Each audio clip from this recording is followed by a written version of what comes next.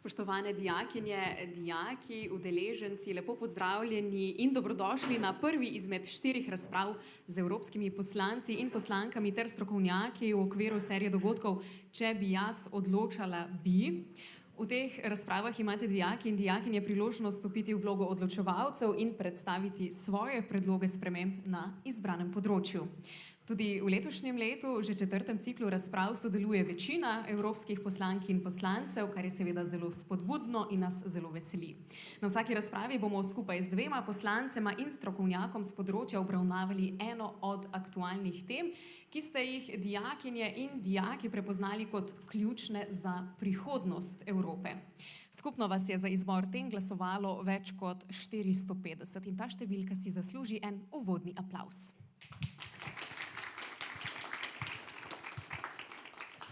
Tako zdaj pa v naši družbi lepo pozdravljam evropska poslanca Zalo Tomašič in Marjana Šarca ter predsednika uprave Stanovanjskega sklada Republike Slovenije, magistra Črtomirja Remca. Hvala, da ste prišli in si vzeli čas tudi za naše mlade. Posebna dobrodošlica pa še enkrat in ponovno tudi našim dijakinjam in dijakom, ambasadorjem Evropskega parlamenta, ki ste danes tukaj z nami v živo, seveda pa zelo lepo pozdravljamo vse tiste, ki nas spremljate preko spleta. Iskrena hvala tudi mentorjem in mentoricam programa EPAS, ki spodbujate mlade k razmisleku o prihodnosti Evrope. Pa poglejmo, kako bo potekal današnji dogodek, in sicer v 2 delih. Najprej bomo prisluhnili uvodnemu moderiranemu pogovoru, ki bo služil kot nekakšno izhodišče za nadaljnjo razpravo. V srednjem delu pa boste dijakinje in dijaki predstavili svoje predloge sprememb, mimogrede prejeli smo jih kar 39. No in na koncu bo seveda čas tudi za vprašanja za vse današnje goste. Tisti, ki ste z nami v živo, bomo kar po šolsko, torej z dvigovanjem rok. Če imate vprašanje, kar pogumno vam prinesemo tudi mikrofon, da se bolje slišimo. Tisti, ki pa nas spremljate preko spleta, pa lahko svoje vprašanje zastavite v aplikaciji Webex in jih nato preberemo gostom. Današnji pogovor bo moderirala Klara Eva Kukovičič, sicer televizijska in radijska voditeljica in pa predvsem danes državljanka Evrope, tako kot mi vsi. Danes pa bo beseda tekla o stanovanjski problematiki v Evropski uniji in načinih za zagotovitev trajnostnih, dostojnih in cenovno dostopnih stanovanj v Evropi. Pa poglejmo malce trenutno stanje. S problemom dostopnosti stanovanj se sooča večina evropskih držav, vključno Slovenijo. V zadnjih letih so cene stanovanj strmo narasle.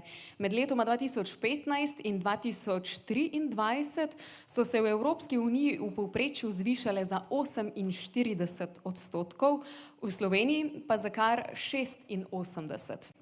Med glavnimi dejavniki so naraščajoči stroški gradnje, visoke hipotekarne obrestne mere, zmanjšana ponudba stanovanj, uporaba nepremičnin kot naložbeni instrument ter tudi porast kratkoročnih najemov, ki so omejili razpoložljivost stanovanj za dolgotrajno bivanje in posledično seveda tudi vplivali na dvig najemnin. To pomeni, da si vse več ljudi, še posebej mladih, težko privošči dostojno bivanje. Zaradi teh trendov pa mladi v povprečju dom staršev zapustijo šele pri 26 letih. V nekaterih državah, denimo kot je sosednja Hrvaška, pa še pozneje v povprečju pri 32 letih. Gospod Marjan Šarec, pa če začnemo današnji pogovor pri vas. Evropski parlament in Evropska komisija sta v novih mandatih izpostavila stanovanjsko politiko kot eno ključnih prednostnih nalog. Kako vidite vlogo Evropske unije pri reševanju stanovanjske problematike, ki je sicer v pristojnosti držav članic? Ja, lepo pozdravljeni, hvala za besedo. Zdaj najprej naj povem, da sam sem sicer član čisto drugih odborov in to ni tista problematika, s katero se jaz ukvarjam. Mogoče bi gospod Prebilič, ki je v kampanji bolj to poudarjal, bil tukaj bolj primeren, ampak vendarle sem sprejel tudi ta izziv, ker sem se tudi v preteklosti nekoliko s tem ukvarjal kot predsednik vlade in gospod Remec me je spomnil prej pred samim srečanjem, kako smo sedeli na vladi in sem ga vprašal, če bo res zgradil koliko, 10 tisoč, pa ste rekli 5 jih pa bom in ste jih, tako. Toliko mogoče za uvod. Ja, pravilno ste povedali, da to ni To ni v pristojnosti stanovanja, niso v pristojnosti Evropske unije, tako kot recimo tudi turizem je recimo v pristojnosti nacionalnih držav, pa vendar je zavedanje o tej problematiki čedalje večje. Mogoče sicer bi bilo boljše, da bi imeli tukaj še kakšnega predstavnika vlade, ki neposredno odloča o tem oziroma se ukvarja s to problematiko, ampak dejstvo je, da trenutno je stanovanjsko področje v pristojnosti držav. Seveda pa je zavedanje v Evropski uniji čedalje večje in se je tudi, mislim, da konec lanskega leta formiral odbor za to problematiko. Mislim, da po vzoru odbora, ki se ukvarja z bojem proti raku. Tako da tam že daje neke rezultate in tudi tukaj, kolikor vem, je v prvi fazi ravno ta namen, kot je danes tukaj. Tukaj mi nismo danes prišli solit pamet ali karkoli, mi smo tukaj prišli danes poslušati ideje vas, tistih, ki pravzaprav vas ta problematika najbolj tare, ne, kako priti do prvega stanovanja na tak ali drugačen način, kajti stanovanje zagotovo je tisti pogoj, ki zagotavlja potem možnosti za nadaljnje življenje in tudi ta odbor mislim, da sprejema pripombe oziroma predloge in tako naprej in verjamem, da se bo Evropska komisija v bodoče tudi s tem ukvarjala, poleg seveda vseh drugih zadev, ki so danes akutne, ampak zagotovo zadeve niso zabetonirane in če doslej to ni bilo v pristojnosti Evropske unije, to ne pomeni, da se to ne more spremeniti in da se lahko tudi to področje obravnava tako. Mogoče, da ne bom predolg za začetek, to pa potem bo še beseda dala besedo. Najlepša hvala. Sicer ste na to vprašanje že deloma odgovorili, ampak vendarle, ali lahko pričakujemo kakšne konkretne ukrepe Evropske unije, ki bodo neposredno vplivali torej na dostopnost stanovanj tudi v Sloveniji? Ja, to je, kot sem rekel, v pristojnosti najprej seveda Evropske komisije. Evropska komisija pripravi predlog, tako kot v matični državi vlada, potem pa ta predlog pride na obravnavo v Evropski parlament, kjer potem se poslanke in poslanci ukvarjamo s tako imenovanimi dosjeji oziroma fajli in poskušamo vsako zakonodajo čim bolj se pravi spraviti v življenje tako, da je čim bolj življenjska. Zdaj seveda pošteno je treba tukaj povedati, da ne bomo zdaj tukaj filozofirali preveč in preveč govorili o oblakih.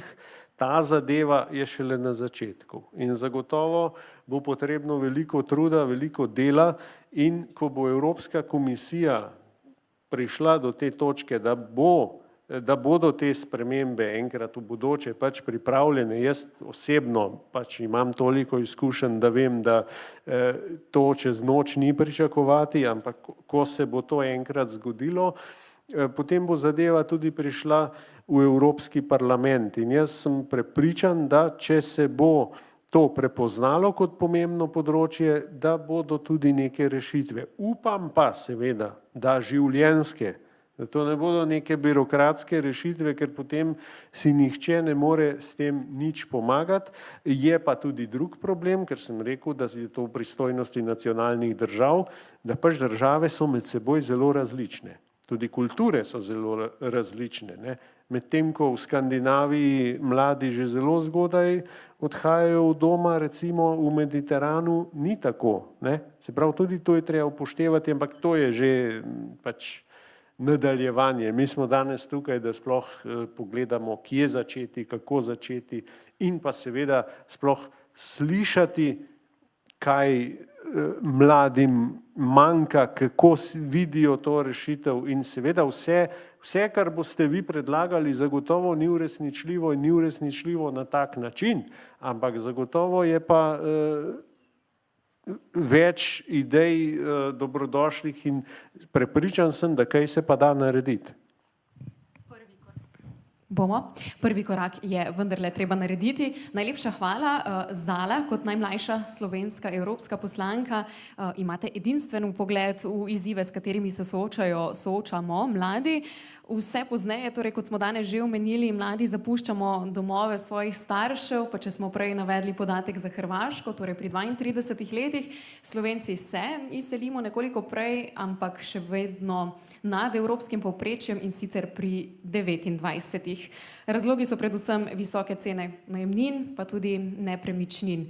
Kakšne sistemske rešitve bi morali po vaše uvesti, da bi mladim olajšali pot do samostojnega bivanja? Najprej en lep pozdrav.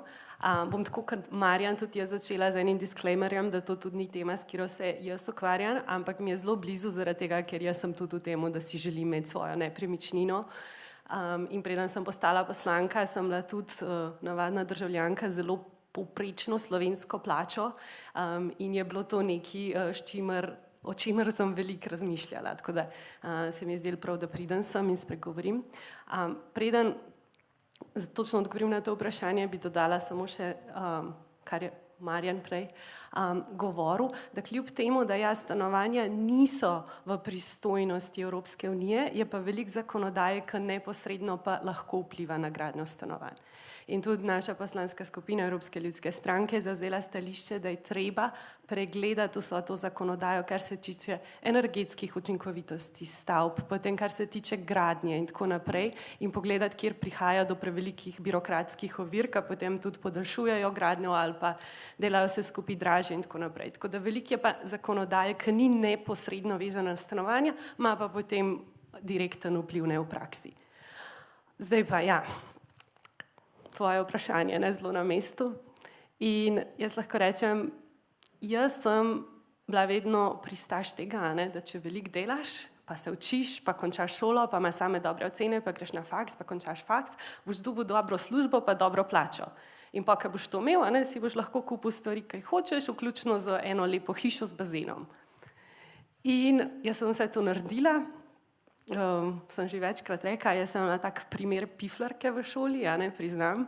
Imela sem vse 5, zaključila škofijsko gimnazijo, šla na študij, v tujini študirala, vse z odliko, prišla in potem, ko sem se zaposlila v Sloveniji, moja prva plača je bila na Ministrstvu za zunanje zadeve, zahtevali so končan faks, drugo bolonjsko stopnjo, zahtevali so, da tekoče govoriš 2 jezika, ki nista slovenščina plus slovenščino in pa že nekaj delovnih izkušenj. In jaz se spomnim, ko sem dobila svoj prvi plačilni list in na koncu, koliko mislite, da je bila moja plača?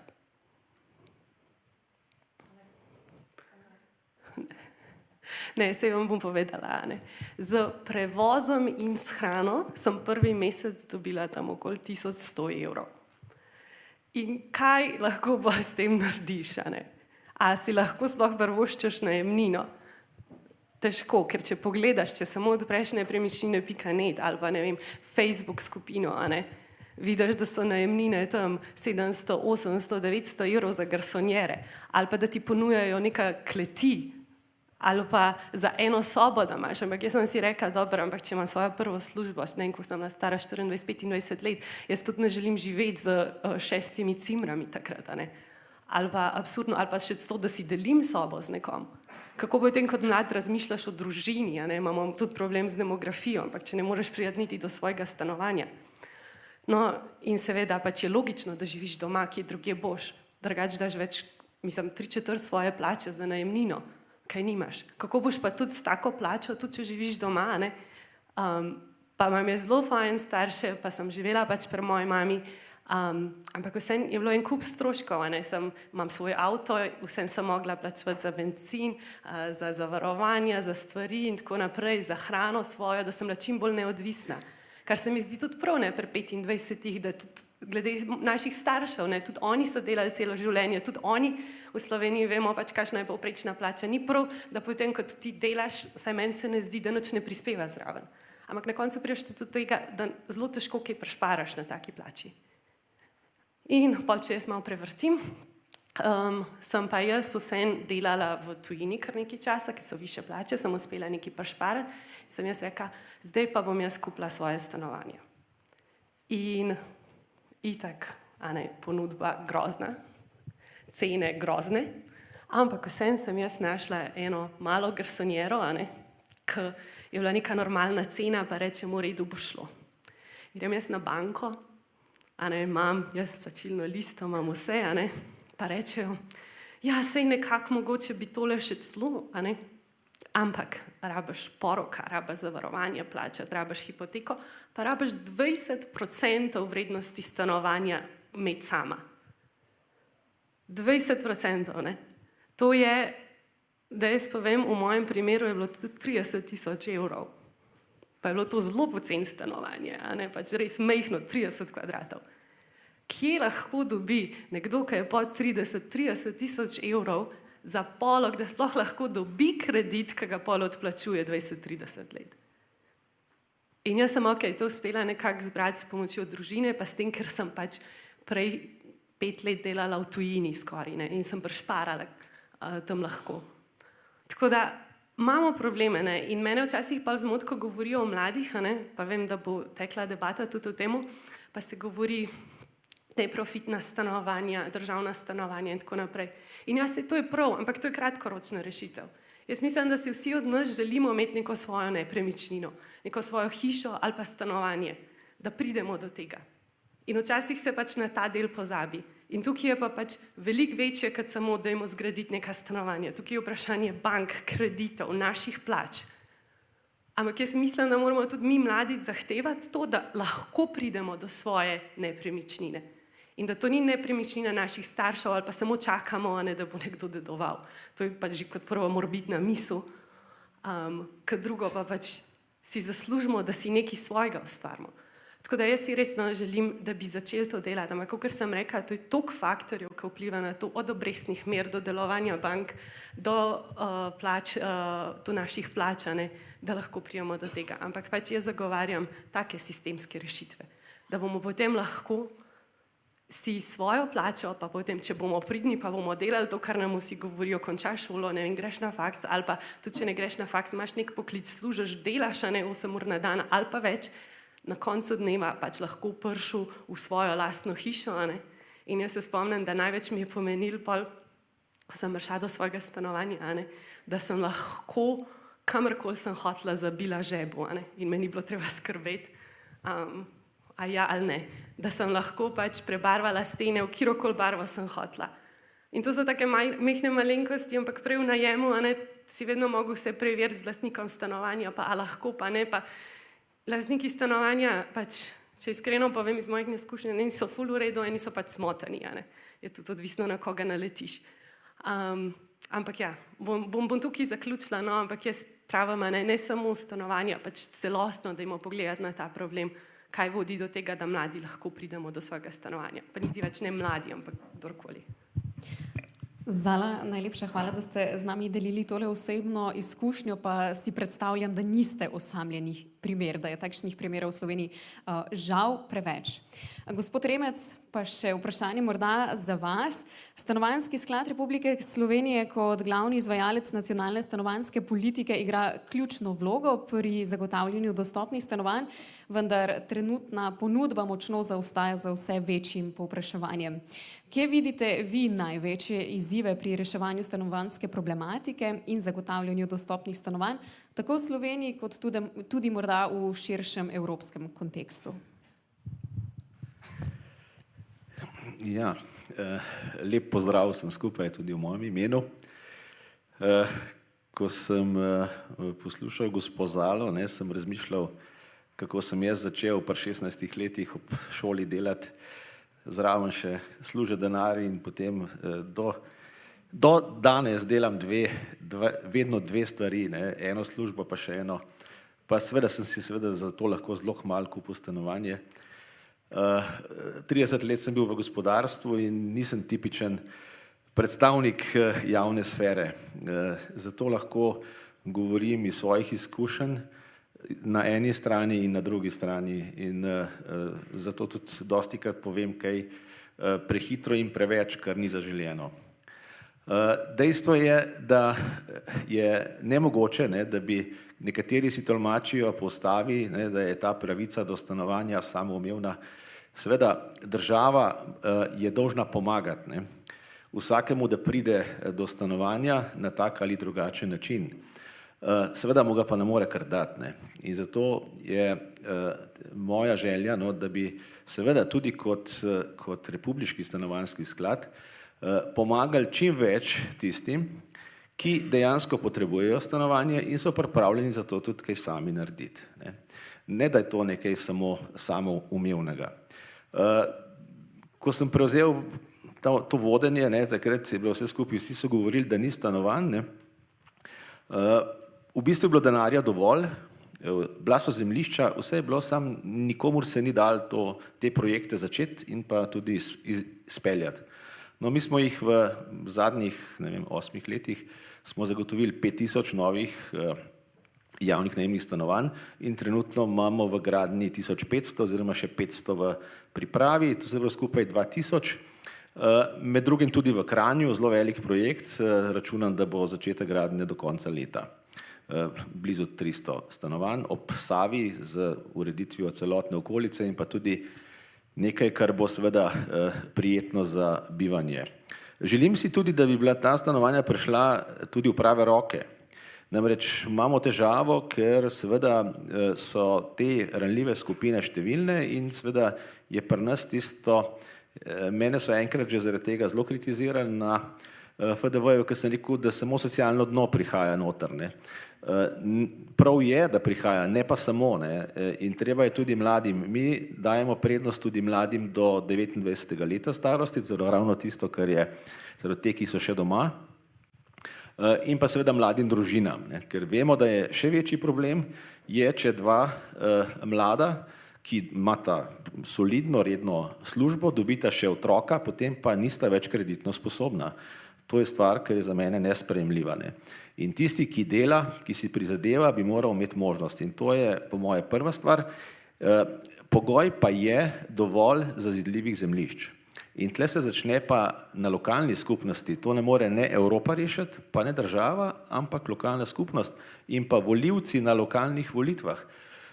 Jaz ne poznam župana, ki bi dobil volitve za to, da je obljubil stanovanja. Prej je dobil volitve, ker je rekel, da ne bo gradil stanovanja, zato ker bo tisti blok motil soseda in vsaj 3 primere take poznam. Ne poznam pa nobenega, ki bi s tem, da je napovedal resen stanovanjski program, dobil volitve. Torej, verjetno se mora to prestaviti še na lokalno raven in ne samo na državno raven in čakati, da bo to kot deus ex machina nekdo rešil. Tako da ne bom predolg. Izzivi so, ampak jih rešujemo. Tudi v nadaljevanju bomo temu posvetili našo pozornost in sicer prehajamo zdaj na osrednji del dogodka, tako da, spoštovani gostje, najprej najlepša hvala za vaše uvodne in pozdravne misli. Zdaj pa sledijo predstavitve predlogov, ki ste jih pripravile dijakinje in dijaki. Predloge bomo predstavili v 3 sklopih, pri čemer bo vsak sklop vseboval 3 predstavitve oziroma 3 predloge. In po vsaki seriji oziroma po vsakem sklopu bo sledil tudi kratek komentar naših današnjih gostov, ampak res kratek, jedrnat in vsebinski. In če ste za, bi na oder oziroma v ospredje kar povabili prvo današnjo skupino, to je Druga gimnazija Maribor, ki se nam bo predstavila v živo, predstavljala pa bo predlog Alja Kukovič. Vabljeni.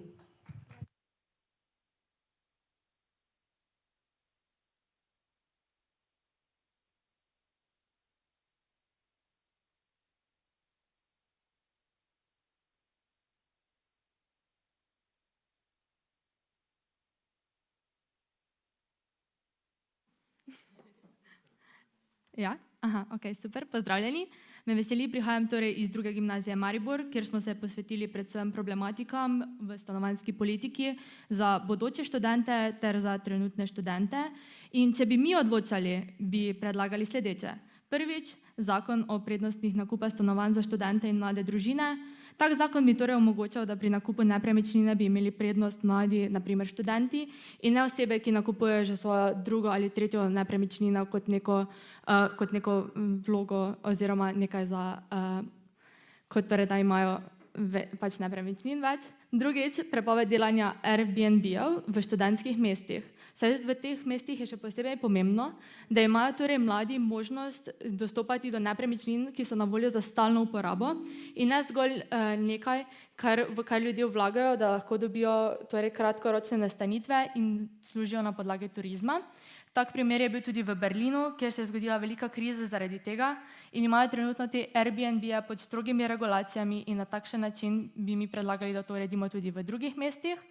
Kot tretje, menimo, da bi morali z zakonom določiti najvišje možne nastanitve na podlagi parametrov, kot so lokacija, velikost stanovanja ali starost nepremičnine. Četrtič, država bi morala investirati v gradnjo večjih študentskih domov. Ter zadnje, radi bi implementirali tudi dunajski model stanovanjskega modela v večjih evropskih državah.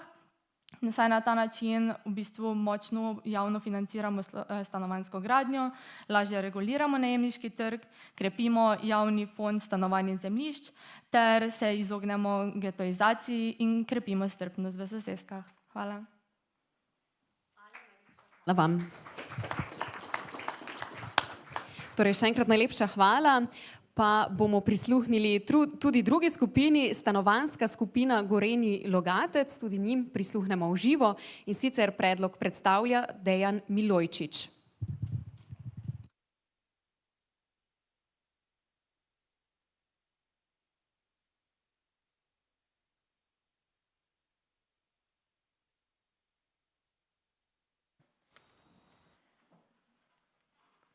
Živijo, sem Dejan Milojčič, prihajam iz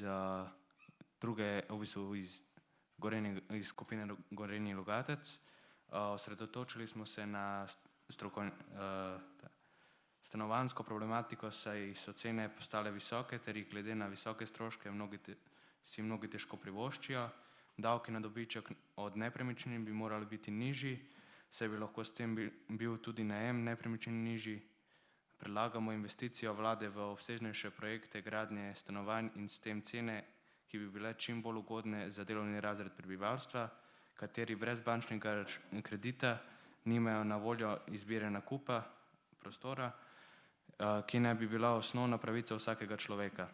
Glede oddajanja oziroma najema predlagamo odločbo fiksnih cen mesečne najemnine stanovanj ter oddajanje polno opremljenih stanovanj, saj delno opremljena prinesejo le dodatne stroške.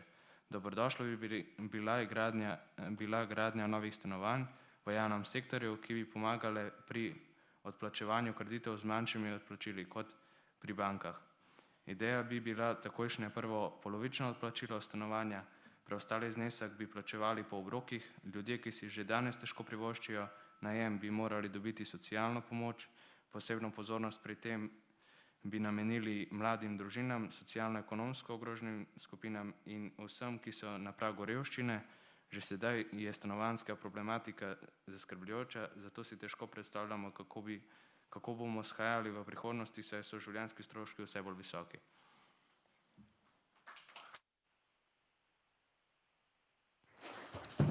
Dejan, najlepša hvala.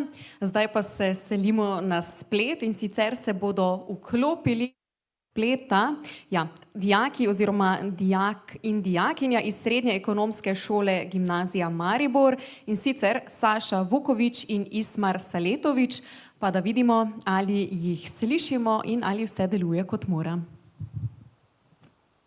Pozdravljeni, Karita in Saša. Če bi mi dva odločila o stanovanjski problematiki v EU, bi predala tako. Ena izmed glavnih rešitev je optimizacija obstoječih stanovanjskih kapacitet. V Mariboru naprej je Hutere blok, kjer živi veliko starejših ljudi, pogosto staje v večjih stanovanjih. Med mladim bi lahko ta stanovanja dostupna, če bi se vzpostavil sistem medgeneracijske izmenjave. Starejši bi se lahko preselili v novo stanovanjsko sosesko, prilagodjeno njihovim potrebam, ki bi imeli boljše pogoje za življenje, več njihovim potrebam, ker več socialnih stikov in zagotovljenost, ker ta model bi omogočal Oboje stranke koristi, starejši bi pridobili kakovostno in varno bivanje, mladi pa bi lahko lažje prišli do cenovno dostopnih stanovanj. S tem bi se izboljšala stanovanjska situacija v obeh generacij, hkrati pa bi se spodbujala medgeneracijska solidarnost in trajnostno upravljanje stanovanjskih zmogljivosti. Za uresničitev takšnega projekta bi bila potrebna sodelovanje lokalne oblasti, stanovanjskih skladov in socialnih služb, ki bi omogočili pravičen prehod ter zagotovili ustrezno podporo vsem vključenim. Drug predlog je stanovanjsko zadružništvo. Stanovanjska zadruga zagotavlja vmesno obliko stanovanjskega razmerja med tradicionalnim najemom in lastništvom. Zadruga je lastnik stavbe in prevzema odgovornost, zadružniki so formalni najemniki, vendar so vključeni v odločanje in volijo upravo zadruge. Stanovanjska zadruga je neprofitna organizacija, katere namen je zagotavljanje stanovanj po najugodnejši ceni za svoje člane. Deluje demokratično po načelu skupščine, v kateri ima vsak zadružnik en glas. Deluje družbeno, odgovorno, spodbuja željo po družbeni povezanosti, izmenjavo in sožitje med zadružniki, solidarnost med vsemi in občutek za skupno odgovornost. Saša in Ismar, najlepša hvala. Hvala. Glede na to, da smo vaju malce slabše slišali, bomo tale opis prebrali ponovno, če ste za, in sicer. Če bi jaz odločala o stanovanjski problematiki v Evropski uniji, ena izmed predlaganih rešitev je optimizacija obstoječih stanovanjskih kapacitet. V Mariboru, na primer, je znan Hutlerjev blok, kjer živi veliko starejših ljudi, pogosto sami v večjih stanovanjih. Mladim bi bila lahko ta stanovanja dostopna, če bi se vzpostavil sistem medgeneracijske izmenjave. Starejši bi se lahko preselili v novo stanovanjsko sosesko, prilagojeno njihovim potrebam, kjer bi imeli boljše pogoje za življenje, več socialnih stikov in zagotovljeno skrb. Ta model bi omogočil obojestranske koristi. Starejši bi pridobili kakovostno in varno bivanje, mladi pa bi lahko lažje prišli do cenovno dostopnih stanovanj. S tem bi se izboljšala stanovanjska situacija obeh generacij, hkrati pa bi se spodbujala medgeneracijska solidarnost in trajnostno upravljanje stanovanjskih zmogljivosti. Za uresničitev takšnega projekta bi bila potrebna sodelovanja lokalne oblasti, stanovanjskih skladov in socialnih služb, ki bi jim omogočili pravičen prehod ter zagotovili ustrezno podporo vsem vključenim. Drug predlog pa je stanovanjsko zadružništvo. Stanovanjska zadruga zagotavlja vmesno obliko stanovanjskega razmerja med tradicionalnim najemom in lastništvom. Zadruga je lastnik stavbe in prevzema odgovornost, zadružniki so formalno najemniki, vendar so vključeni v odločanje in volijo upravo zadruge. Stanovanjska zadruga je neprofitna organizacija, katere namen je zagotavljanje stanovanj po najugodnejši ceni za svoje člane.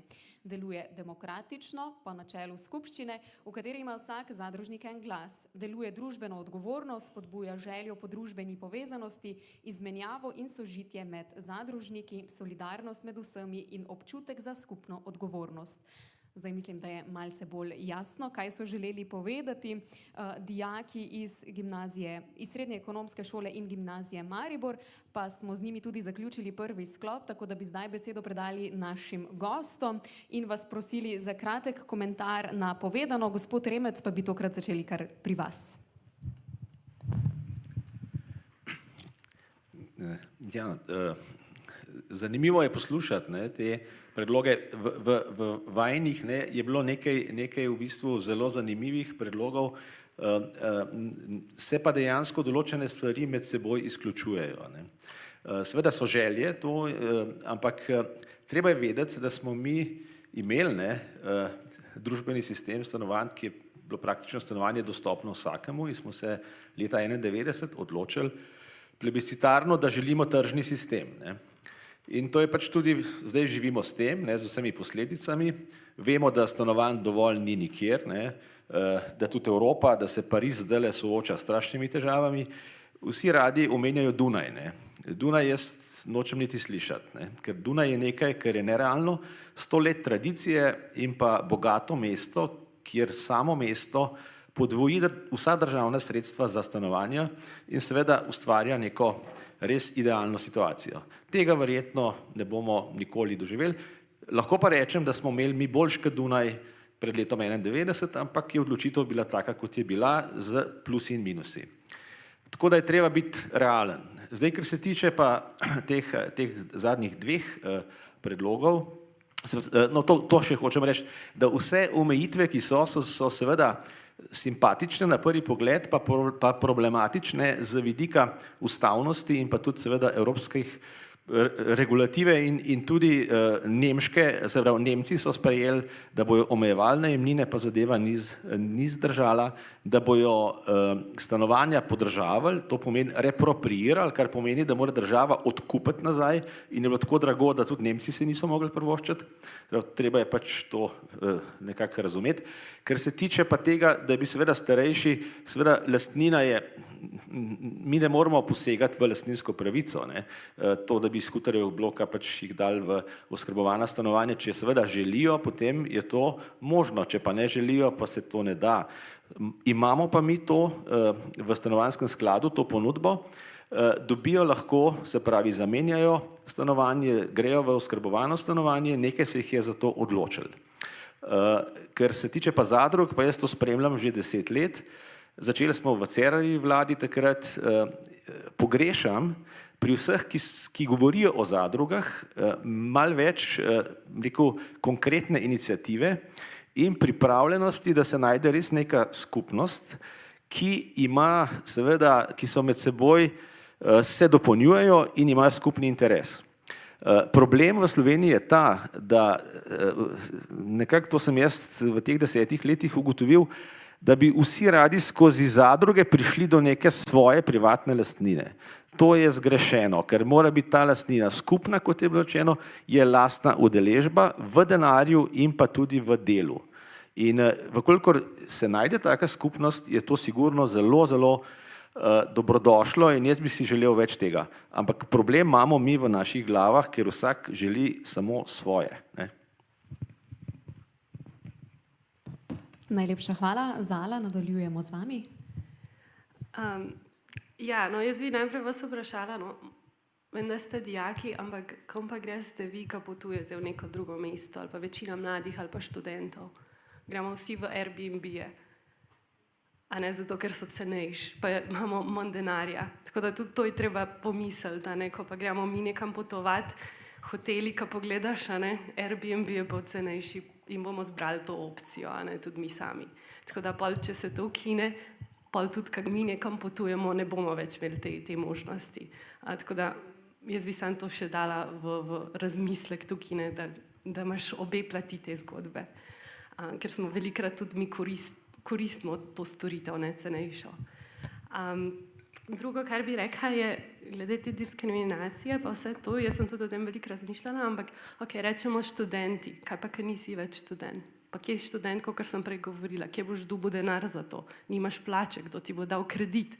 Kaj ti pomaga predkupna pravica, če nimaš financ, da si ga privoščaš? Bi pa tudi to rekla, se je zdaj pokazalo, da je tudi v Sloveniji, jaz mislim, da ni toliko veliko ljudi, ki kupujejo drugo, tretjo, četrto, peto nepremičnino, ker nepremičnine, čisto iskreno, niso neka investicijska priložnost v Sloveniji. Pol, kar je bilo rečeno glede davka na dobiček, zdaj to me popravite, prosim, če se motim, ampak mislim, da če po 3 letih stalnega prebivališča prodaš nepremičnino, tega davka ni, ne? Ja. Tako da, če imaš 3 leta stalno prebivališče, davka na dobiček ni. Je pa problem davek na oddajanje. Ti letno plačaš 3 najemnine državi, ko oddajaš stanovanje. 27,5%. A 25% je, ok. No sej, ja, naša vlada je dala 15, da je šlo nazaj na 25. Kdo mislite, da nosi ta davek? Seveda najemnik. Če sem jaz lastnica stanovanja, a ne, jaz hočem dobiti, ne vem, za stanovanje 500 evrov, če vlada reče 25% možda davka, bom jaz pač zvišala najemnino, tako da jaz dobim še vedno svojih 500 evrov, država pa pobere ostalo. Tako da jaz bi tukaj dala, da je treba znižati davek na oddajanje. In pa bo tudi veliko bolj privlačno, da investiraš v nepremičnino. Namesto pa pač zdaj dajemo davek na nepremičnine, mislim. To je meni pač skregano z logiko. Potem... Tako da to ne vem, če ste zamešali, ampak ta davek na oddajanje. Pa bi jaz še nekaj druga rekla, da me presenečena, ko ste govorili o teh predlogih, no, a ne, ste rekli, ja, ni, pa zvišujejo se življenjski stroški, pa vse to, absolutno se strinjam. Ampak noben pa ni omenil razbremenitve plač. A ne, zakaj ne bi mi več zaslužili? Zakaj ne bi? Naše plače so izjemno obremenjene. Ne? In naprimer s tem, jaz tukaj tudi vidim eno rešitev, da greš tudi iz druge strani pogledati. Potem, kar se tiče tudi gradnje novih stanovanj, če pogledate, koliko dolgo traja, da zgradiš nekaj. Koliko dolgo traja, da dobiš ti gradbeno dovoljenje, če ga sploh dobiš. To sem jaz zanj zvedla, pa še enkrat bom tle prosila za pomoč, da zazidljivo zemljišče ne pomeni nujno, da je gradbeno zemljišče, ali zazidljiva parcela ni nujno gradbena. Lahko ti na zazidljivi parceli ne dobiš gradbenega dovoljenja. Ne? Pa greš lahko čez cel postopek, ki traja leta, pa čakaš, pa ti rečejo ne. Ne? To zanč mi je nekdo povedal za ta primer, ker jaz sem vedno mislila, da to nekako gre, ampak tudi to obstaja. To je njihova krivda, ker si preveč želijo. Aha, ok. No, ampak v vsakem primeru pa ta gradbena dovoljenja trajajo ogromna količina časa, ti čakaš, da ga dobiš. No. Pa kar sem jaz rekla, jaz zelo podpiram trg, in jaz mislim, da je prava odločitev, da smo se leta 1991 odločili za našo državo. Ampak če tukaj pogledamo, pa bom čist na kratko osnove ekonomije v Sloveniji, ta trg tudi čist ne deluje. Zelo enostavno, velikrat lahko ti obvladuješ stvari z dvigom ali pa s spustom obrestnih mer. In zdaj načeloma, če bi se obrestne mere dvigalne, bi mogle cene nepremičnin padati. Ampak v Sloveniji se to ne zgodi. Ne? Tako da tudi tukaj naš trg ni čisten, kjer bi mogel biti, ko govorimo o tem trgu. Tako da to bom, ampak nočem vas tle sam, da rečem, to ni v redu ali pa to ni v redu. Pač dobro je, da se o tem pogovarjamo, da razmišljamo, ker jaz verjamem, da samo čez to debato, da vi nekaj rečete, pa mi nekaj rečemo nazaj, lahko pridemo do nekih optimalnih rešitev. Ne? Tako da meni se to zdi ful spodbudno, da na tak način komuniciramo. Zala, najlepša hvala. Gospod Šarec, še besedo vam. Ja, no, saj sta predhodnika že kar veliko stvari povedala, če ne vse. Pravzaprav ne vem, česa bi se dotaknil, mogoče ja, tisto z razlastitvami ali pa prednostjo za določene skupine ljudi, tukaj trčite na ustavno sodišče in je zadeva hitro končana. Sej marsikatera vlada v Sloveniji je tudi kdaj imela kakšne ideje takšne, ki bi poenostavile zadeve, ki bi več omogočile, pa je ustavno sodišče reklo ne. Ker je pač to kršenje, je diskriminatorno, je, ne vem, pa včasih retroaktivno, pa vse, kar se lahko spomnite. Tako da včasih kakšna vlada tudi v kakšno rešitev ne gre, zato ker ve, da bo na ustavnem sodišču to padlo. Ne? Tudi to je en del. Zdaj, gospod Remec je tudi lepo povedal zadeve in mislim, da ima on pravzaprav od nas tukaj sedečih največ praktičnih izkušenj s tem. Kar se tiče gradbenih dovoljenj, sem se čutil izzvanega v toliko, da povem svoje županske izkušnje. Jaz še danes vse za nazaj, kar smo uspeli narediti, gledam skoraj da ne kot čudež. Poglejte, kaj se dogaja zdaj z Dramo. Drama je preseljena na Litostrojsko, gradbenega ni in nacionalni projekt stoji. Vi morate vedeti, da pri vsaki gradnji, zato smo prej z gospodom Remcem govorila o 5000 in tako naprej, vsaka gradnja prinese seboj ogromno težav. Vsak se lahko pritoži, vsak ima ustavno pravico, da zadeve ovira. Tudi pri gradnji cest, ko govorimo o tretji razvojni osi in tem zadevam. Vse to je lepa politična tema, da drugega obtožujemo, kako nihče ni nič naredil. Ampak dejstvo je, da ima v Sloveniji vsak lastnik zemljišča pravico. In tudi tukaj bi bilo treba, potem pa ljudje, ja, je treba pa razlastiti. Ja, ljudje moji, ampak to traja na sodišču dolga leta, da ti razlastiš, če lahko razlastiš. Niso pač vsi taki. Jaz sem v svojem županskem mandatu 6 let se ukvarjal z eno peš potjo na nekem odseku, ki je še danes ni. Zato, ker še vedno je en lastnik zemljišča in isto je tukaj. A ne?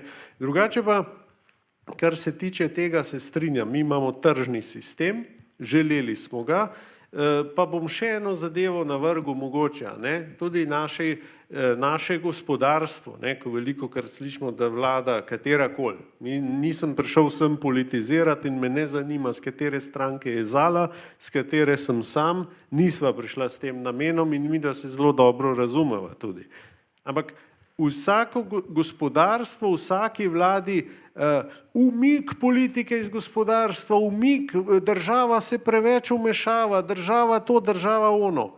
Glej ga zlomka, pride kriza, vlada pomagaj. Ja čakajte, tržni sistem je tržni sistem v dobrem in slabem, pa ne rečem, da vlada ne sme pomagati, seveda mora pomagati gospodarstvu. Komu pa bo pomagala, če ne gospodarstvu, ker brez delujočega gospodarstva ni države, ni samostojnosti, ni neodvisnosti. Ampak premalo se v naši družbi, pa da ne bom zašel zdaj neke debate, ki nimajo zveze, ampak premalo se v naši družbi zavedamo, da nobena stvar ni sama zase. Vse je povezano. Ko je Zala omenila plače, ko je bilo omenjeno še drugi zakoni, vse je med seboj povezano in enega brez drugega ni in zato je tudi te rešitve tako težko včasih iskati in jih tudi implementirati, ker ne moreš, ker je to tehtnica, a ne? Na eni strani nekaj vzameš in ti na drugi strani povzroči težavo. A ne? Če zvišaš minimalno plačo, v moji vladi takrat smo jo, vsi rekli hura, bravo, ono, tretje. Ampak ne, minimalna plača je potem bila skoraj enaka kot socialna podpora in tisti, ki je dobil socialne podpore toliko, koliko je bila minimalna plača, zakaj bo delal? In tako naprej. Ne? Skratka, tudi pri stanovanjih je pa sploh vse povezano. Torej, teme so zelo kompleksne, zato nas seveda zelo veseli, da se jih lotevate s takšno vnemo, pozitizmom in seveda neko željo po izboljšanju naše ljube Slovenije in evropskega prostora nasploh. Pa če smo bi zdaj prisluhnili drugemu sklopu oziroma prvi skupini v drugem sklopu in sicer je to Šola za storitvene dejavnosti Velenje. Pogledali si bomo posnetek, ki ga predstavljajo Dajana Ratkovac, Ula Obreza in Lejla Ameti. Pa poglejmo.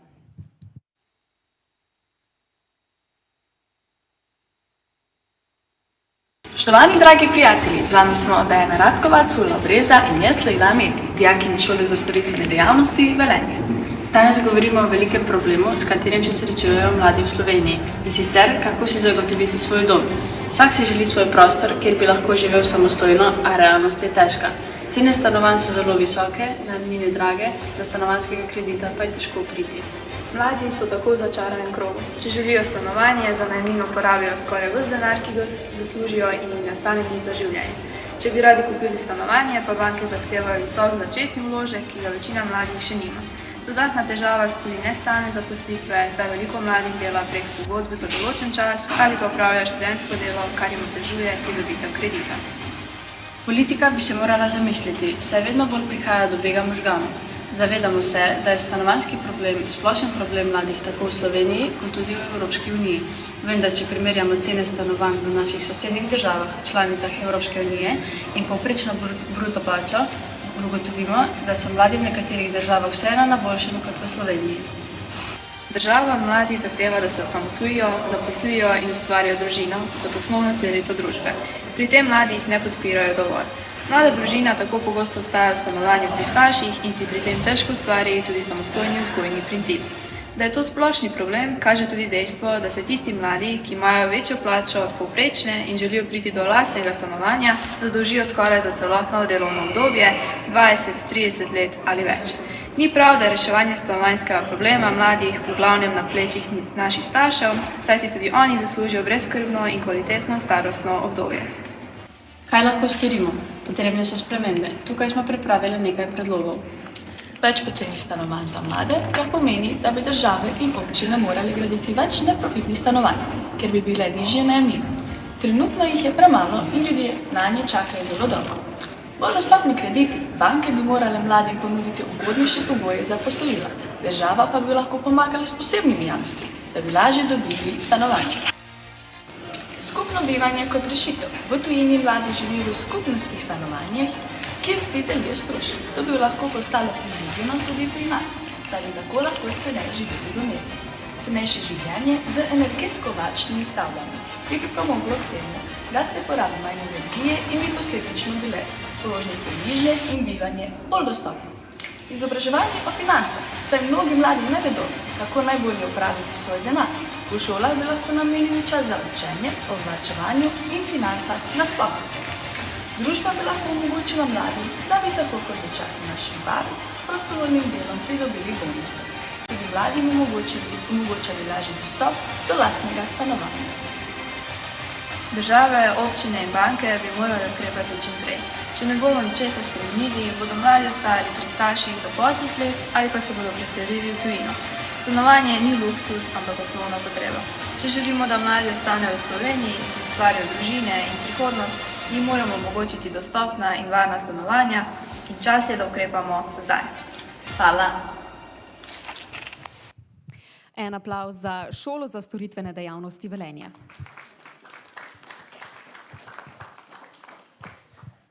Naslednjo predstavitev pa ima gimnazija Kranj v živo in sicer Aleks Glišovič. Vabljen. Lepo pozdravljeni, sem Aleks Glišovič, dijak 3. letnika gimnazije Kranj. V sklopu projekta EPAS v naši šoli smo se pogovarjali večinoma o problematiki študentskih domov. Torej, smo opazili problem, da veliko tistih, ki ima stalno prebivališče v krajih, ne vem, če govorimo o Ljubljani, v krajih kot so Kranj in Škofja Loka, torej krajih, ki so relativno blizu, da težje dobijo študentski dom. Zakaj je to težava? To je težava, ker če ti nimaš nekega domova, če nisi v nekem študentskem domovu blizu mesta študija, se težje udejstvuješ v obšolskih dejavnostih in imaš splošno slabšo izkušnjo študentskega življenja. To postaja tudi problem za tiste, ki so dlje oddaljeni od študijskega mesta, zato ker tudi za njih manjka kapaciteta. Zdaj pa, kaj so naši konkretni predlogi za izboljšavo? Torej, razmišljali smo o treh. Torej, prvi, kot bolj dolgoročni predlog, smo razmišljali o tem, da bi prišlo do povečanja sredstev kohezijskih skladov Evropske unije za gradnjo več študentskih domov in neprofitnih stanovanj. Zdaj, vemo, da to je neka začasna rešitev, ker vemo, pač vsem bi radi, da ima čim več ljudi svoje stanovanje, ampak je dejstvo, da v zdajšnjem trgu, kjer imamo stanovanjsko problematiko na takem mestu, kot je, da to za veliko ljudi pač ni realistična opcija. Tako da moramo imeti več gradnje neprofitnih stanovanj, več gradnje študentskih domov, zato da je več kapacitete za študente in bo več študentov lahko sploh bivali blizu študijskega mesta. Zdaj podpiramo tudi regulacijo ceno najemnin na prazna stanovanja v univerzitetnih mestih, zato ker prej smo omenjali, da ko se davki povečajo za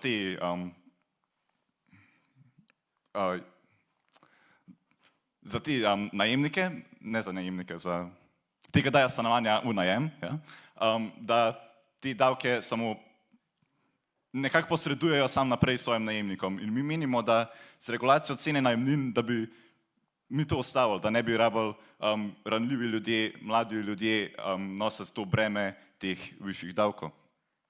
Zdaj, kot zadnjo, bolj začasno rešitev tudi, pa predlagamo, da se izboljša stanje in da se investira v boljše stanje javnega prometa v Sloveniji.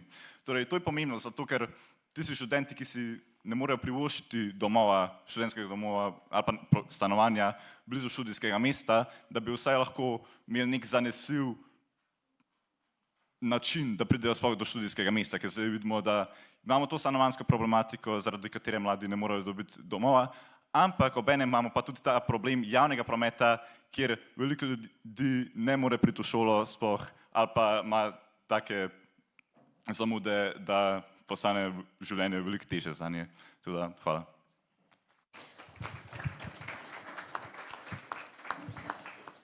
Aleks, najlepša hvala tudi tebi. Zdajle pa srednja poklicna in strokovna šola Zreče. Vklop je ponovno online, torej preko spleta, tako da bomo preverili, ali dobro slišimo in razumemo dijake. In sicer Jure Ercek, Miha Očko in Nina Gosak bodo z nami.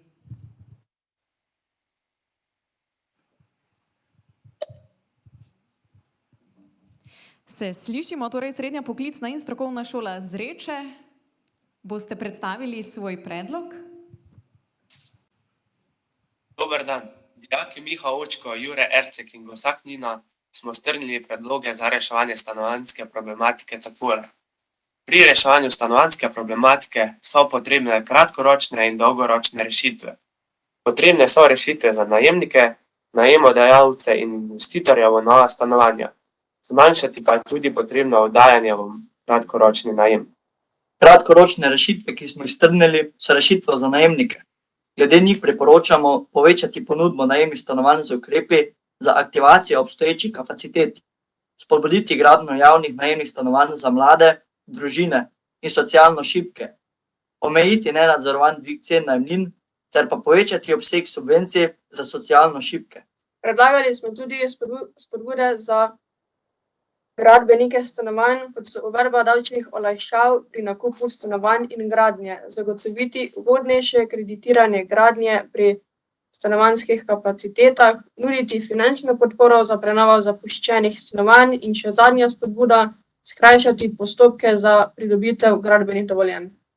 Našteli smo tudi nekaj rešitev za najemodajalce. Najemodajalci v Sloveniji se soočajo s številnimi težavami, ki vplivajo na njihovo odločitev za oddajanje nepremičnin v najem. Med ključnimi izzivi sodijo previsoka davčna obremenitev najemnin in prenizka stopnja priznanih normiranih stroškov. Trenutno je davčna stopnja 25%, priznanih normiranih stroškov pa le 10%. Menimo, da bi morali zmanjšati davke in zvišati normirane stroške. Najemodajalci so premalo zaščiteni, saj se bojijo težav s plačilno nedisciplino najemnikov in težav pri izselitvi v primeru kršitve pogodbe. Postopki na sodišču trajajo predolgo in so neučinkoviti.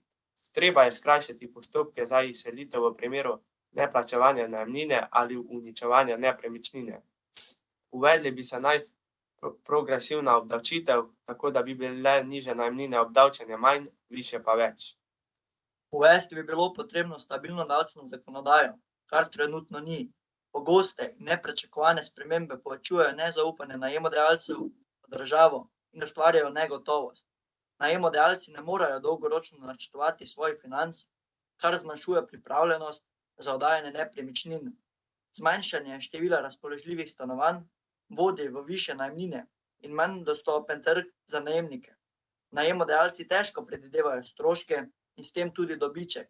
Lahko se znajdejo v položaju, kjer so stroški višji od pričakovanih dohodkov. Prekinitev najemne pogodbe je zahteven proces. Če najemodajalci zaradi višjih davkov ugotovijo, da jim oddajanje ni več donosno, so pogosto ujeti v pogodbe, ki jih ne morejo preprosto prekiniti. Potrebna bi bila višja obdavčitev kratkoročnih najemov, zato da bi najemodajalci raje dajali v dolgoročni najem. Dobro bi bilo uvesti subvencije za obnovo stanovanj, če se lastniki zavežejo, da jih bodo oddajali dolgoročno. Najemodajalci bi morali imeti tudi možnost posebnih stanovanjskih zavarovanj, ki bi krila tveganja, kot so neplačane najemnine in so strani najemnikov povzročene škode na nepremičnini. Našteli pa smo tudi nekaj dolgoročnih rešitev. Povečati urbanizacijo manjših krajev. Potrebno je vlaganje v razvoj infrastrukture in stanovanjskih zmogljivosti v manjših mestih in vaseh, da bi zmanjšali pritisk na večja mesta. Dobrodošle bi bile davčne spodbude za ljudi in podjetja, ki se preselijo v manj urbanizirana območja. Druga dolgoročna rešitev je trajnostna gradnja. Priporočamo spodbujanje gradnje z uporabo okolju prijaznih materialov in tehnik, ki zmanjšujejo stroške vzdrževanja in ogljični odtis. Hvala. Jure, Miha, Nina, najlepša hvala tudi vam za vašo predstavitev. Spoštovani gosti, slišali smo zdaj spet nove sklope, novih predlogov, novih rešitev. Glede na to, da smo nekatera izhodišča že pokomentirali, vas bomo prosili za res kratek komentar na slišano, tako da vsak mogoče stavek ali dva. Zala, začnemo tokrat pri vas. Ja, veliko dobrih idej, jaz bi rekla, sam dajte kandidirati, ne? Pač pridite v državni zbor, da lahko kaj tega pač pol tudi realiziramo. Jaz mislim, da je pomembno, ne? Da imamo mladi svoje predstavnike tudi v državnem zboru.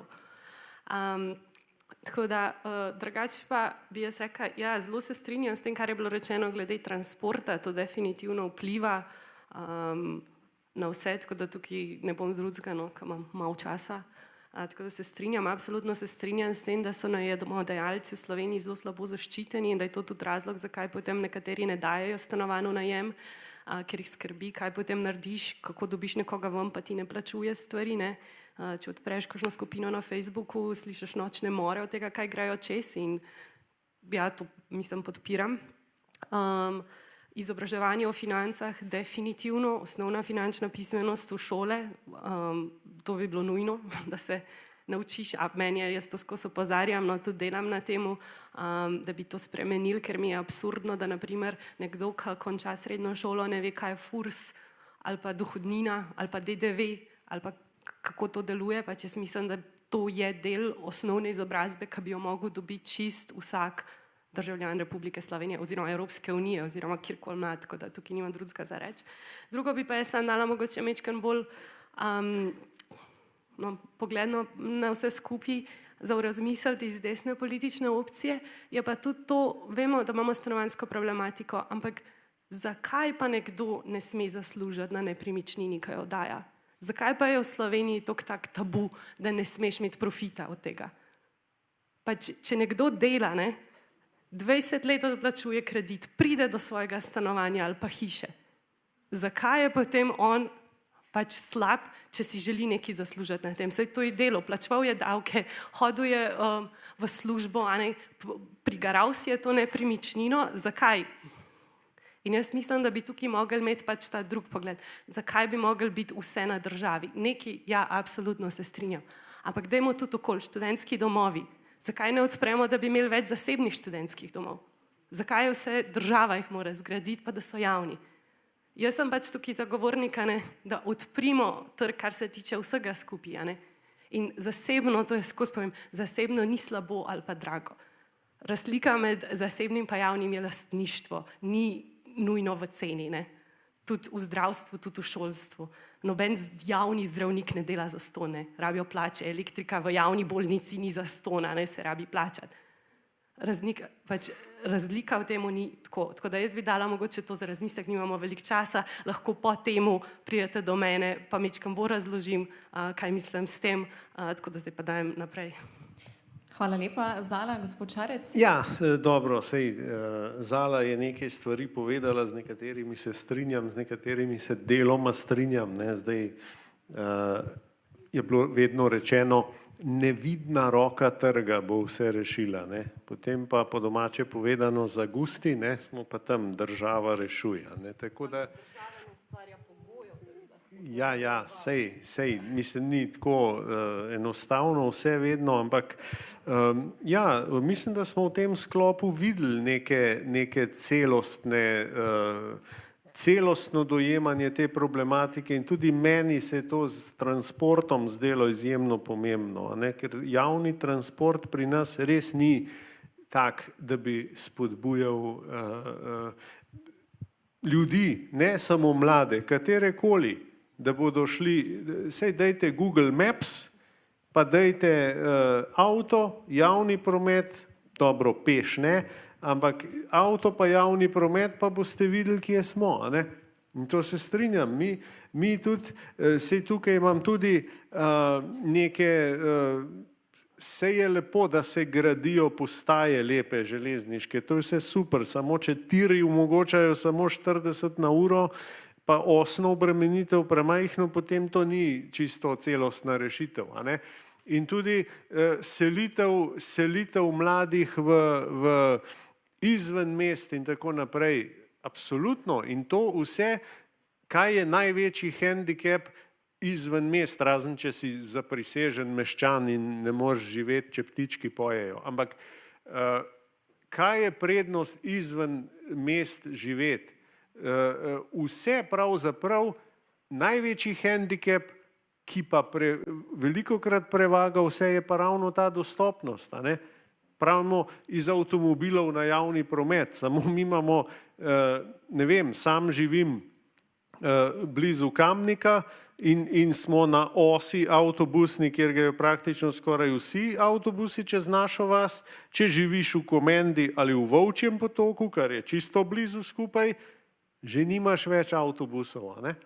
To je tisto, kar je realen problem, da o železnici ne govorim in drugih zadevah. In zato se ljudje težko odločajo za življenje izven nekje, ker je to potem problem. Tako da mislim tudi ta zeleni prehod, o katerem govorimo, a ne, to je spet ena celostna zadeva in omenjena so bila trajnostna stanovanja. A ne. Zdaj, o vsem tem je treba razmišljati in o teh najemninah. In rešitev, če ti najemnik uniči stanovanje ali kakorkoli, pri nas na splošno, bom nekaj rekel zdaj, neko misel, da tudi naša kazenski zakonik in vse, in pa vse te zadeve pravzaprav včasih ali pa največkrat ščitijo tistega, ki je nekaj povzročil. Ne žrtve. A ne? To je problem in prav policija. Ne, policija že naredi svoje, ampak potem naprej in ne bom zdaj rekel mladi ali pa kdorkoli na tem svetu, če se ne zaveda, da bo za nekaj kaznovan, pa ni tako pomembna višina kazni kot verjetnost, da boš kaznovan, potem nekdo, ki pride v stanovanje, misli, da vse lahko. Lastnina je zadeva, ki je ne gre jemati zlahka in zagotovo tudi to je pri najemu. Tako kot je rekla Zala, nekateri so super, nekateri so smotani, sobodajalci, stanodajalci, je pa tudi obratno. A ne? In seveda je tudi to vse povezano in zagotovo ti predlogi, ki smo jih zdaj slišali, je zelo veliko konkretnih predlogov in seveda zlasti res to, ti moraš tako narediti, da se ti izplača bodisi stanovanje energetsko sanirati, bodisi imeti dolgoročne najeme in tako naprej. Najlepša hvala tudi vam za komentar. Gospod Remec, v stavku, prosim. Ja. Odstavek. Jaz bi najprej res sem vesel, no, da mladi tako razumno predstavljajo svoje pričakovanja in jih tudi utemeljujejo. In žal to potem ne pride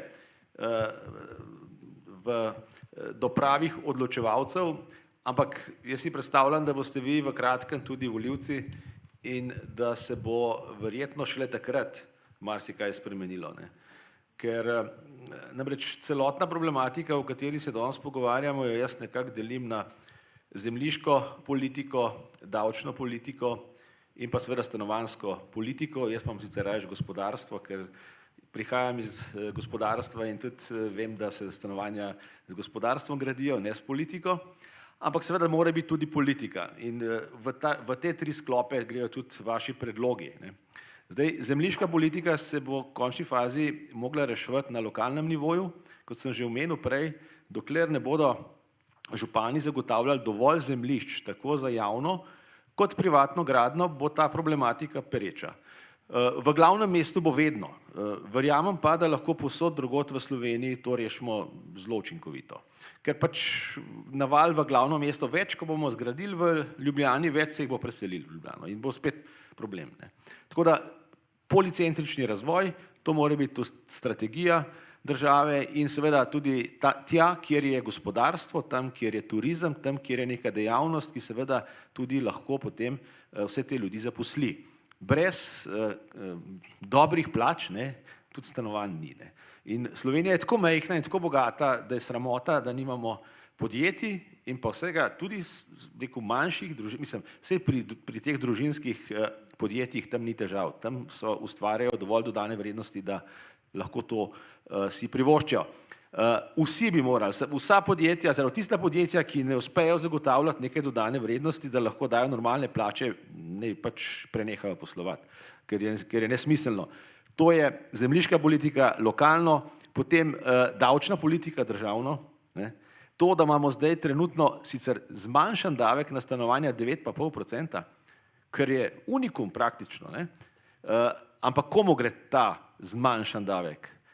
Špekulativnim investitorjem, ne? Ker ne gre kupcem, ampak gre investitorjem. Ne? To je, nekaj treba narediti, ne? Ta davek je treba drugače, se pravi, naj bo 22, pa naj bo za mlade olajšava, kot so zdaj Hrvatije uvedli, da 50% pač pokrije država. Ampak samo za mlade, ne pa za tiste, ki kupujejo 10 stanovanj. Ne?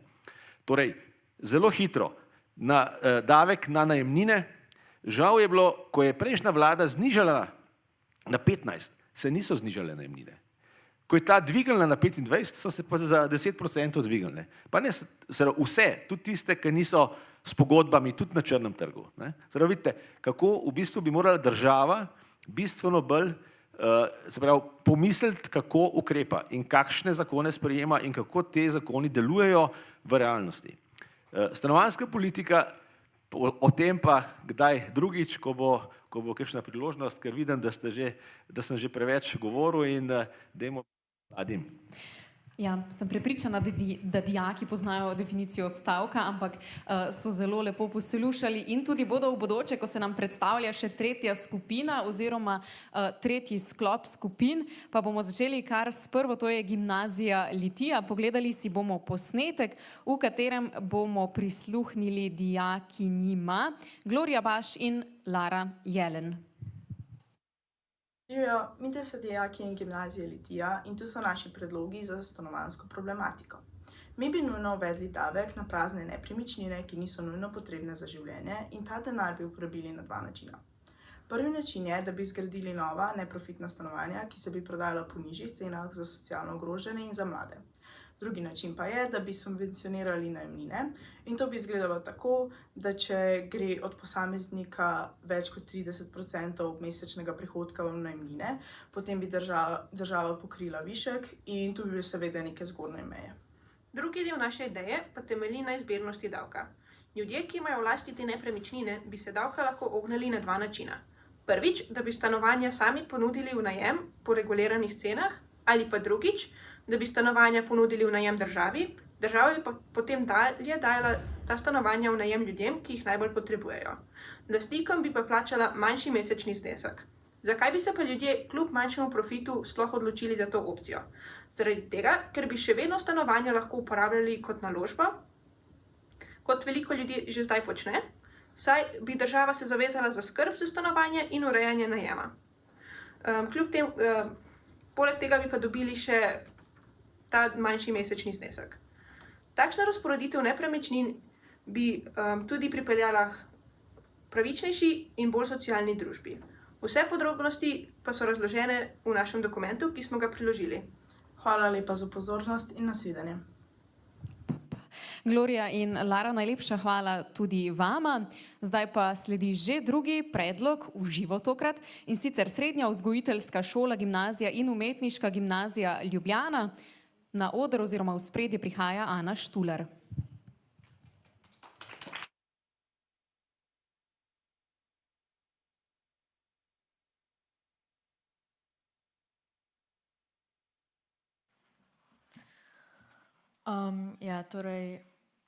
Prvi naš predlog so neki finančni dodatki oziroma subvencije mladim, ki so aktivni in uspešni na področju znanosti, športa ali umetnosti,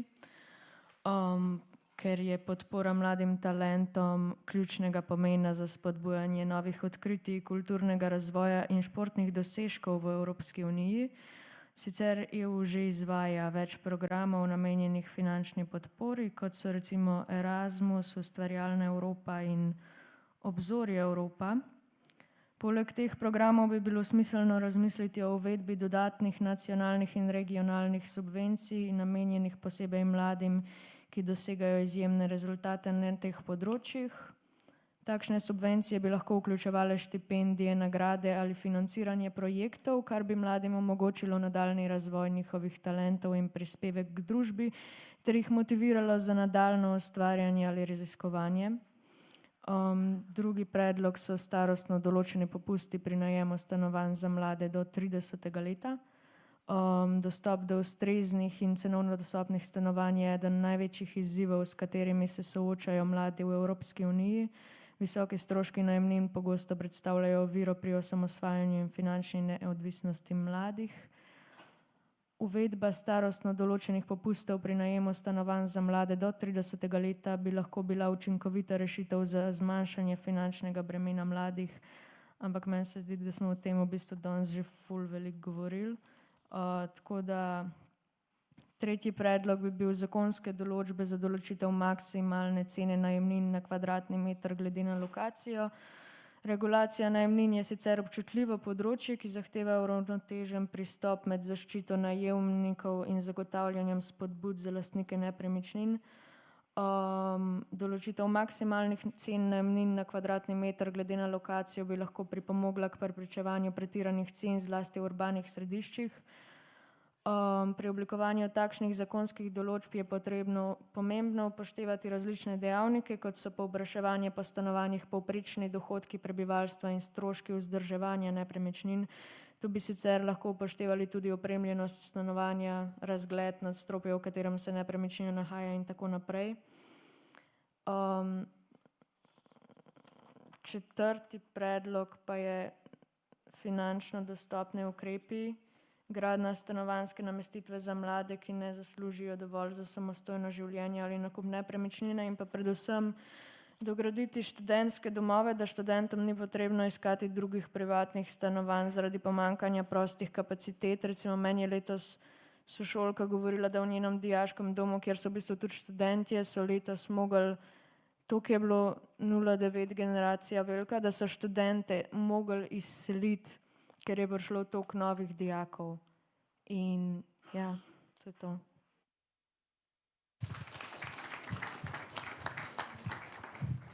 Ana, najlepša hvala. In še tretja predstavitev, Gimnazija in srednja šola za kemijo in farmacijo Ruše. Pogledali si bomo posnetek, ki sta ga pripravili Alina Kirali in Nikolija Bradič.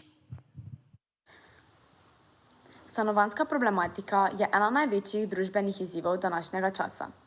Cene nepremičnin in najemnin rastejo hitreje kot plače, zaradi česar si mnogi ne morejo privoščiti dostojnega bivališča. Mladi težko pridejo do prvega stanovanja, družine se soočajo z visokimi stroški, ponekod pa so nepremičnine postale zgolj investicijska dobrina, kar še dodatno dviguje cene. Če bi odločala o stanovanjski politiki, bi se najprej zavzela za gradnjo cenovno dostopnih stanovanj. Države bi morale vlagati v nova stanovanja ter postaviti jasna pravila glede prodajnih in najemnih cen, da bi bila ta dostopna širšemu krogu ljudi. Poleg tega bi bilo treba omejiti nakup nepremičnin izključno za preprodajo in dobiček, saj investitorji umetno dvigujejo cene in ustvarjajo pomanjkanje stanovanj. Uvedla bi tudi višje davke na prazna stanovanja in omejitve pri številu nepremičnin, ki jih lahko posameznik ali podjetje kupi za oddajanje. Velik potencial vidim v prenovi obstoječih zapuščenih ali slabo vzdrževanih stavb, ki bi jih lahko preuredili v bivališča. Država bi lahko lastnikom ponudila finančne spodbude za obnovo pod pogojem, da te nepremičnine nato oddajo po dostopnih cenah.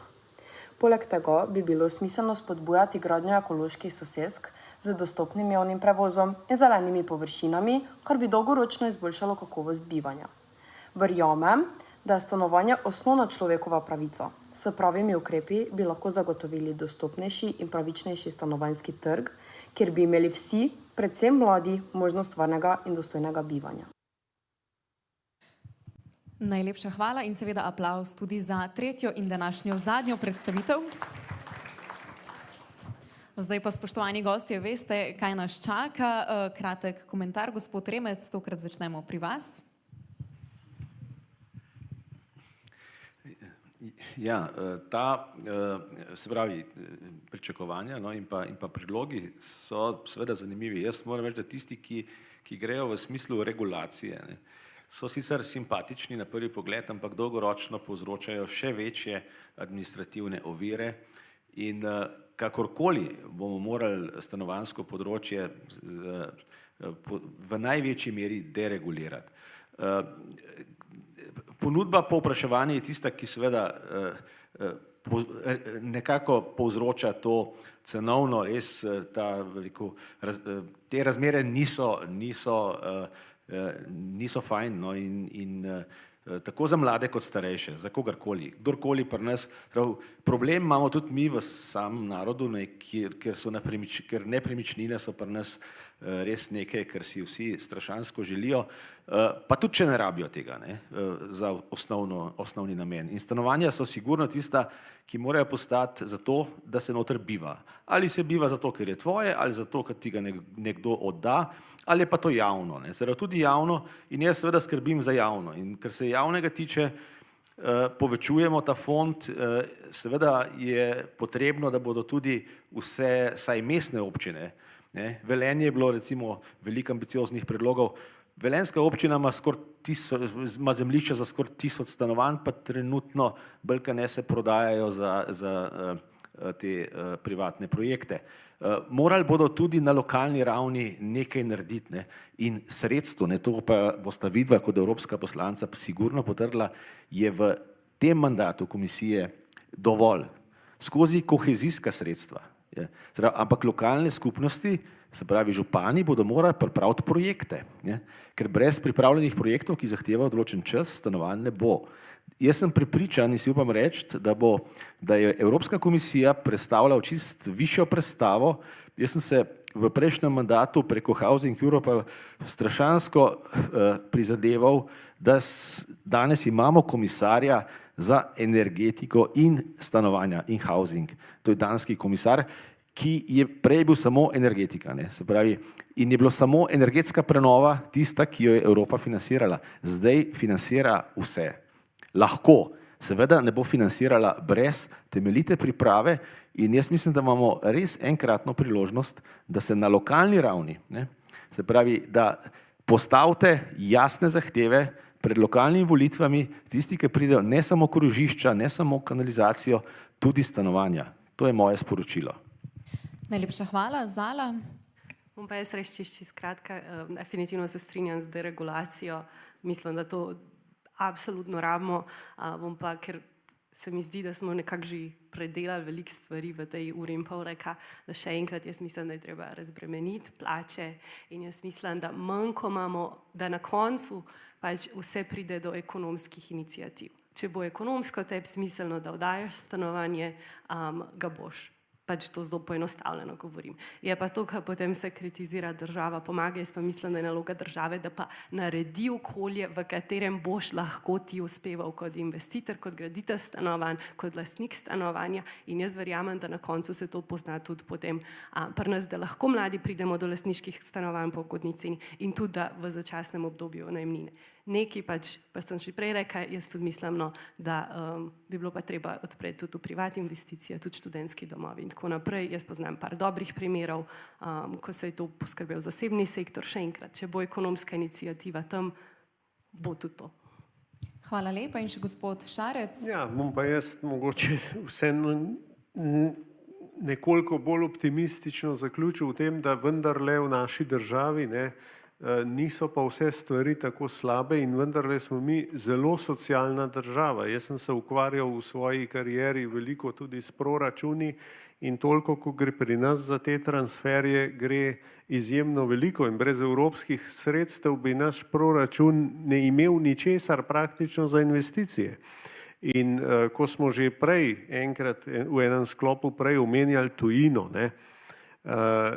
mogoče naši slovenski ljudje pravzaprav vidijo tujino včasih idealno, ampak tisti, ki živi v tujini, ve, da ni tako.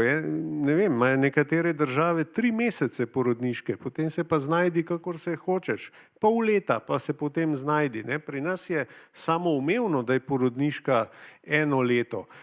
Ne vem, Švica, ki jo nekateri tako dajejo za zgled, v Švici vrtec je, ne vem, takrat bil, jaz sem se zanimal za te zadeve, 3000 frankov je bil, brez prehrane v vrtcu, pa ni nujno, da je bil vsak dan, tako so mi pač razlagali, jaz nisem to na lastni koži doživel, ampak tisti, ki živijo tam.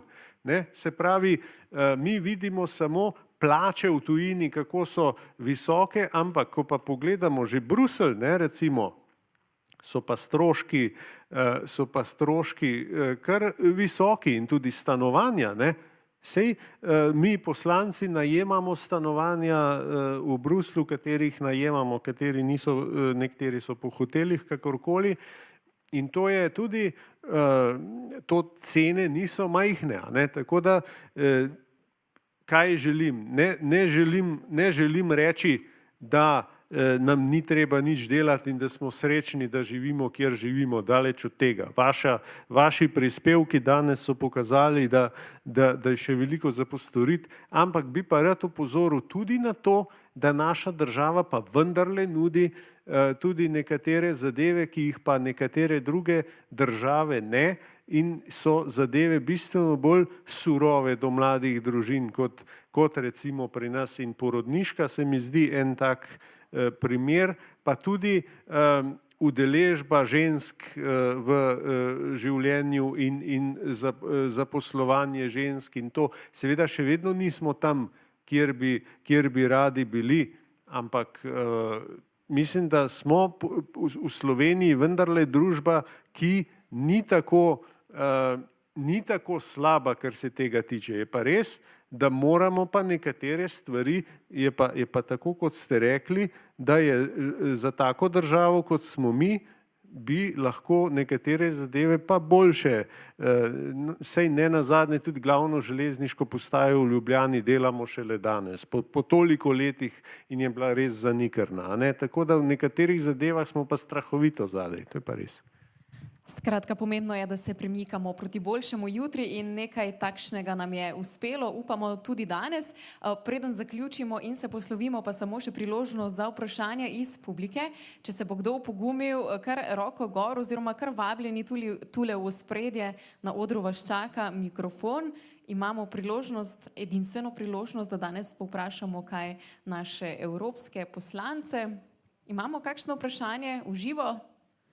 Ne, morda kakšno vprašanje preko spleta, preverimo tule v režiji, ali je prišlo kaj. Aha, je vprašanje, kar vabljen na oder, oziroma tule je mikrofon, da se vsi dobro slišimo.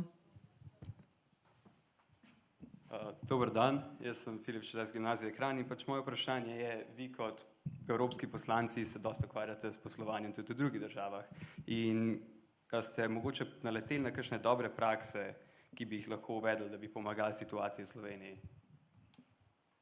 Bom jaz odgovorila, ker sem živela v 4 različnih državah, pa moja sestra je na Nizozemskem in je ravno na Nizozemskem poznam par primerov, ki se meni zdijo dobri.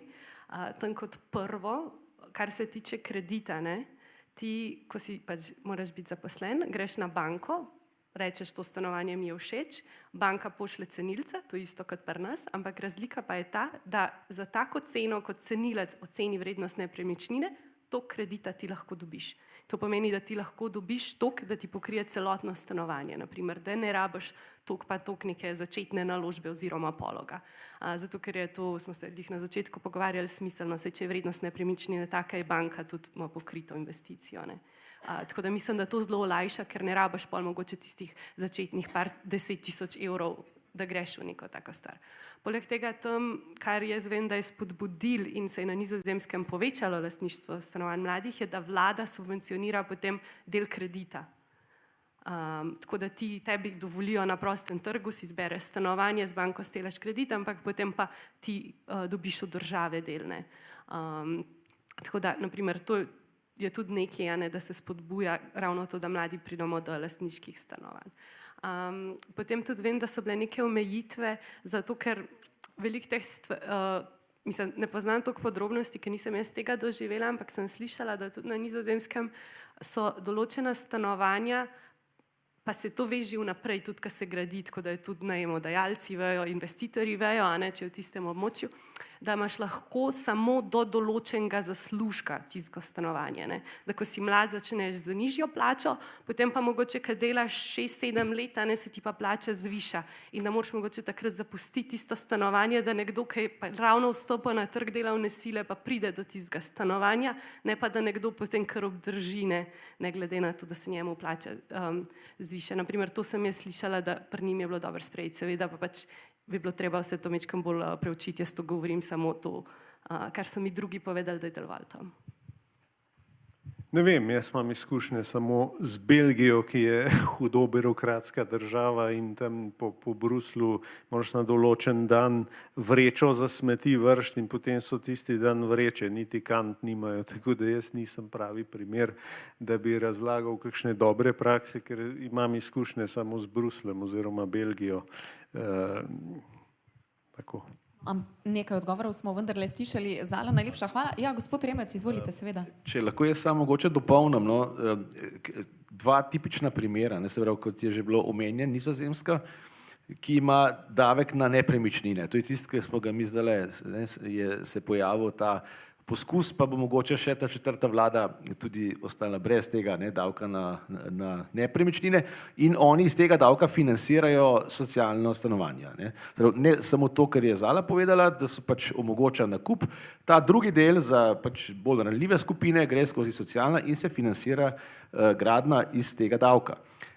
Drugi primer je pa Avstrija, ki se ta famozni Dunaj, ki ga vsi tako radi omenjamo. Avstrija ima pa davek na plače, 1% od plače, to bomo mi zdaj imeli na dolgotrajno oskrbo, pa je bil že velik problem. Sem skoraj prepričan, da pri nas tega davka na plače ne bomo uvedli nazaj, imeli smo ga v Jugoslaviji. Davek na nepremičnine ga bomo pa mogli slej ko prej in tisti davek ne se namenja za to, da bodo lokalne skupnosti zagotavljale zemljišča in jih tudi komunalno opremljala in potem sem prepričan, da bo za vse lažje.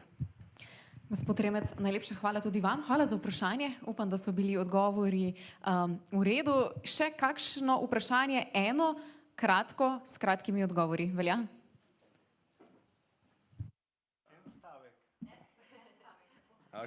Sem Lovro iz gimnazije Kranj in pač te javni prevozi so, naprimer LPP dela veliko bolj kot Arriva pa Nomago, ki sta privatna, pač LPP je pa javen. A bi država mogla kaj več se v te privatne prevoznike posvečati? Hvala za vprašanje. Ja, to sem jaz samo v odboru za transport, pa bom odgovoril.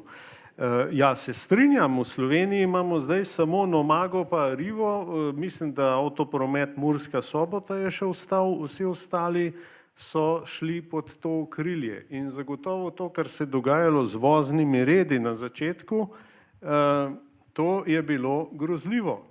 To je bilo grozljivo in zagotovo LPP kot javni holding, jaz sicer ne uporabljam teh storitev, ampak zagotovo v Ljubljani, kakorkoli pogledamo, so nekatere stvari zelo dobro urejene, tudi Snaga in podobno.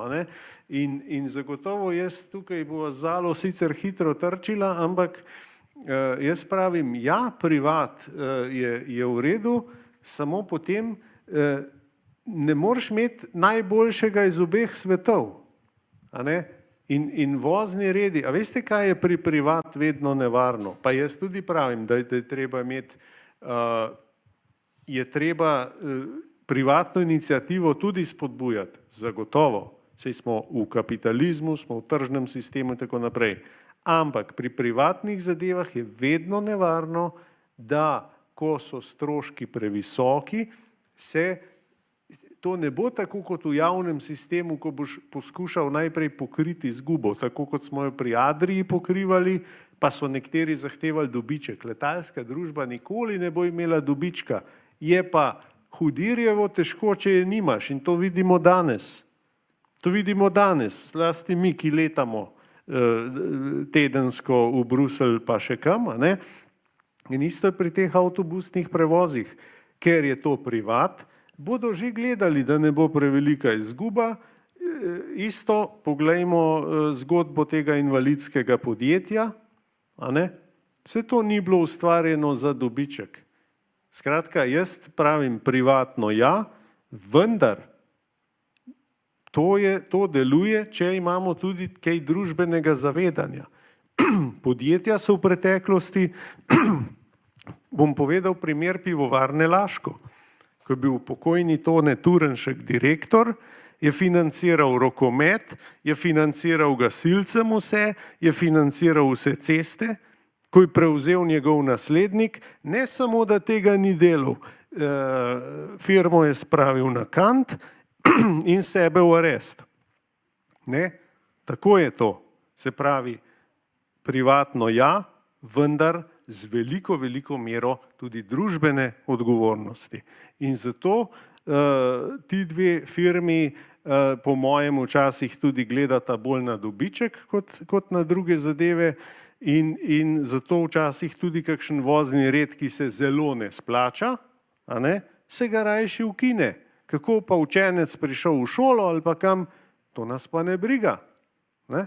Moja hčerka stoji na postaji, pride avtobus že poln, čaka naslednjega. Ni, je poln, a ne? In tako naprej. Skratka, so težave take in drugačne. Mislim, da tudi če javno, a ne, define, da dela minus, a ne, se to še vedno mi plačujemo kot z davkoplačevalskega denarja, pač ni, to ne gre tako, no. Drugače bi jaz rekla, pa ena druga stvar, jaz bi tukaj še bolj odprla stvari, naprimer, jaz bi povabila Uber k nam. Jaz mislim, da bi bilo to tudi sam koristno, tudi zato, ker vemo, da tako, če pogledamo tudi, kar se tiče javnega prevoza, vsak avtobus ne bo mogel iti čisto vsako vas skozi takrat, ko ga bo nekdo rabil, a ne. Tako da jaz bi tukaj še bolj odprla to, a ne. Ker drugo pa pač mislim, da se pa treba tudi vprašati, iz kje pridejo taki stroški, da neko podjetje ne more preživeti, a ne.